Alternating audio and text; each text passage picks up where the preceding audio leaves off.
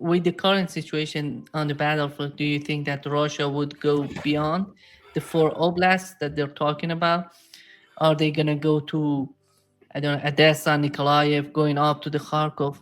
Yeah, how do you see, or they're gonna leave those four oblasts as a buffer zone for the future? Yeah. I mean, just now, Putin has announced that the Russians are going to establish a buffer zone in the Kursk area, Belgorod, and Bryansk.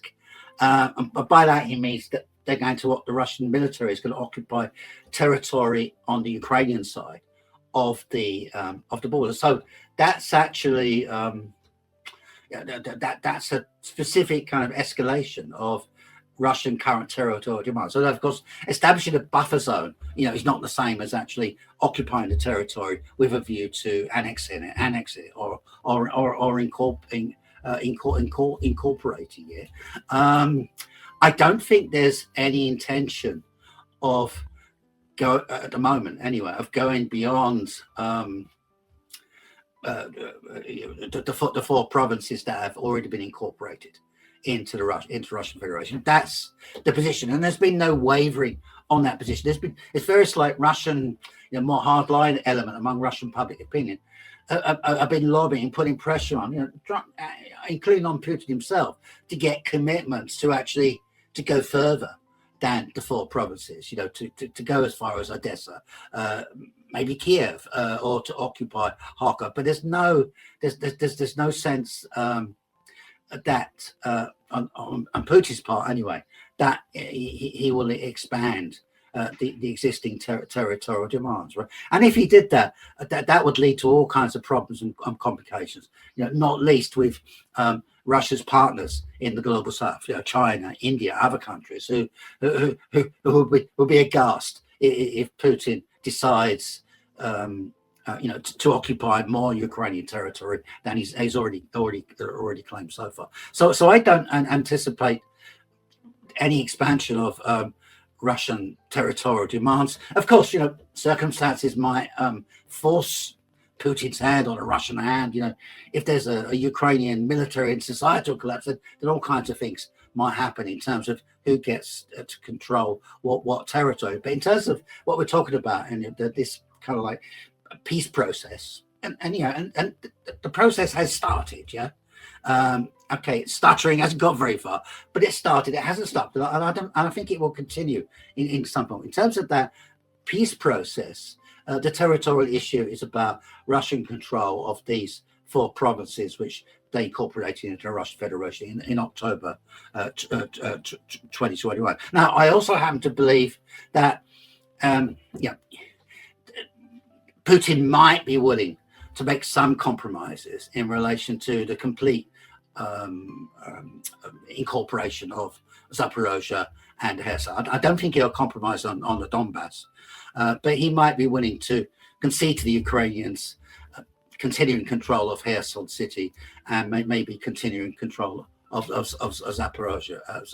And of course, the thing you have to remember is that capturing Zaporozhia, the capital, and capturing Kherson city would be quite big military operations and potentially very, very, very, very costly. So that by not going too far west, there's significant benefits that the Russians can gain, and they can also gain. Putin, of course, can also gain credit by being willing to make some concessions and make some compromises. And it seems to me that the obvious compromise or concession that Putin can make is that he can give up the demand for complete control of all the territory of Zaporozhia, Kherson, and the Donbass, and that can be the concession he makes. Of course, as part of a much bigger peace package. So I certainly don't see that happening this year. If the war goes on, well, that's a different matter, and there's all kinds of possibilities. You mentioned that Donald Trump, the outcome of the phone call between Donald Trump and Vladimir Putin was that Donald Trump, right after that, said they have to talk to each other. They have to find a solution for the Yeah. problem that they're facing. I was wondering what is the outcome of that. Don't you think that would complicate the situation? Or I don't see Zelensky being capable of making any sort of agreement because his position is weakening in Ukraine as time goes by. He's not in a good position, and he's fighting for his position. He's fighting for uh, his administration.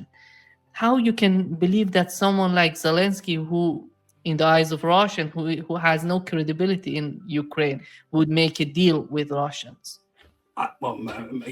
It is very difficult to see that happening, and it may be that ultimately, for there to be an actual deal, Zelensky will have to be step aside, or be forced aside, or be replaced in some form. Who knows? But look, in terms of the peace, the process as it is, okay, they're not. There's not going to be a deal because the two sides are too far apart in terms of what they're prepared to agree on. And as you said, Zelensky and his regime is dead set against any kind of compromise peace with Russia. But what the two sides can do, they can make their positions clear. They can clarify. So there's all kinds of details that can be dealt with, important details actually, in the next in the next few. And they started doing that. I mean, obviously they have agreed on this prisoner exchange, significant prisoner exchange, in relation to a ceasefire. There can be some exchange of views about how a ceasefire will operate. Should there be with one? There can be exchanges of views on the nature of Ukraine's neutrality, or in relation to a possible international security guarantee for Ukraine. There's all kinds of details which are going to need to be agreed upon eventually, but there can be some progress, at least clarification as to what the situation is. So when we get to the point that the two sides, for different reasons, the Ukrainians because they've lost so much and they don't want to lose anymore, and the Russians because they've won enough for them to be prepared to end the war. Once we get to that position, then you can actually have quite a rapid negotiation of a final agreement. And we need to keep reminding ourselves is that 3 years ago in Istanbul there was quite a substantial amount of agreement reached about a peace deal. Okay, there were lots of outstanding details in that negotiation. It wasn't a done deal by many means, but it shows you what's possible if the two sides want to actually do a deal. Now, for a brief time in 3 years ago in Istanbul, it seemed that the two sides were prepared, did want to do a deal with each other and agree terms. And the result was these draft agreements, which were initialed by the two sides. So obviously there's going to be even if Zelensky was in power or some other Ukrainian politician was in power, Poroshenko or Timoshenko, none of them are actually going to sign up to the kind of peace deal that the Russians want at the present time for the same reason that Zelensky wants. They don't want to do it. And also because it's at the moment anyway, it's politically impossible to actually do it. Yeah? But, change the situation, the military situation, the more that reality dawns on the Ukrainians about the abyss they're staring into, and the same goes for the Europeans as well. The more the possibility is that we might get to a situation whereby there could be some actual agreements reached. Jeff, recently Marco Rubio said that they want to withdraw from Ukraine somehow. They haven't decided so far what would that be, how is it going to be look like, but We know that they're just losing their interest in the conflict in Ukraine, and they said if the Europeans wants to send weapons to Ukraine, feel free to do that. They can buy from us and send it to Ukraine. But how, in your opinion, right now in Europe, do they really want it to be continued? How about the security architecture? How about the future of Europe? How about the future of energy? How about the future of what's going on and its impact on the bigger picture between the United States and China? The picture is much more complicated than what the Europeans are offering right now.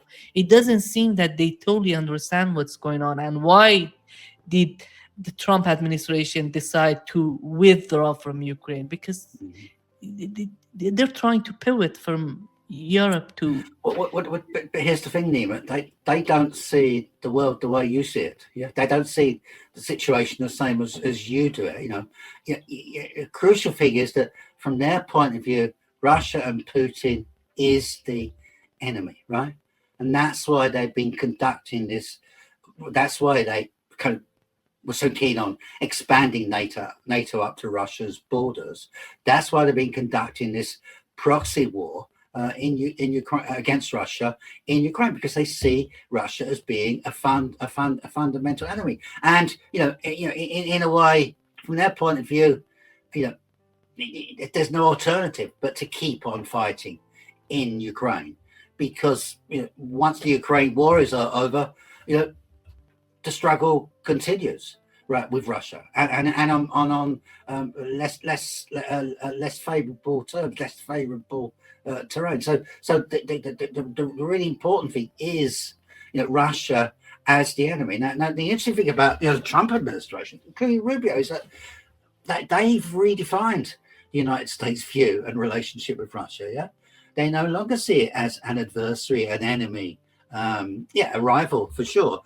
They've started to look at Russia through a different lens, which is as a potential collaborator, right, an ally, and they've also begun to be able to see the Russian point of view. They've begun to understand, empathise with the Russians, and why Putin went to war. Why the Russians are insisting on why the Russians are refusing to end the war now. They're refusing to have a ceasefire.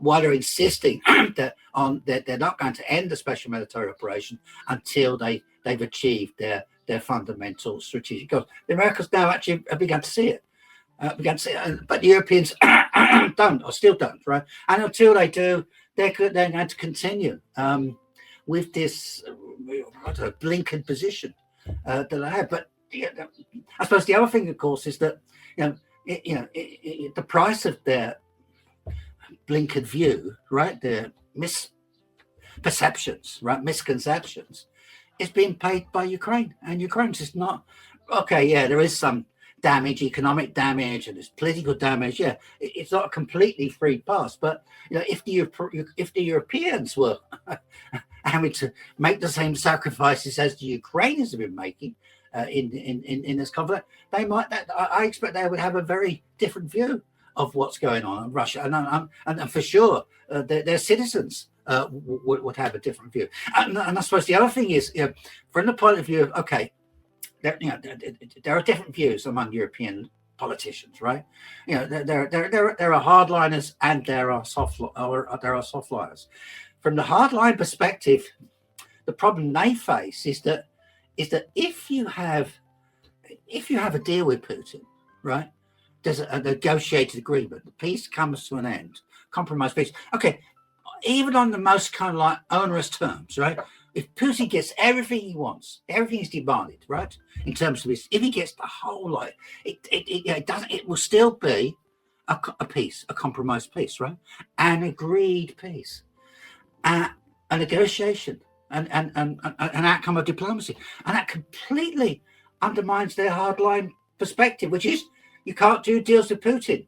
He won't stop at Ukraine. He's an expansionist, imperialist. He's going to carry on. But if you actually have a peace deal and he signs up for it, and everyone can see that, what's the basis of their argument? So from the hardline point of view, they have to keep the war going for as long as possible, because as soon as it ends, and particularly, and particularly if it ends in an there's an agreed ending to it, an armistice, a deal of some kind.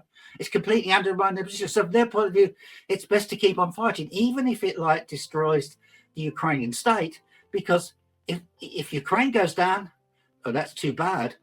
But the Russian bogey remains, doesn't it?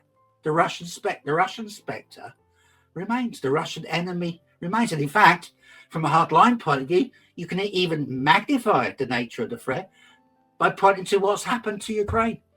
Ukraine's been destroyed. So we'll be next. Now, the fact that Ukraine's been destroyed because of their politics, their proxy war, not because of Russia. But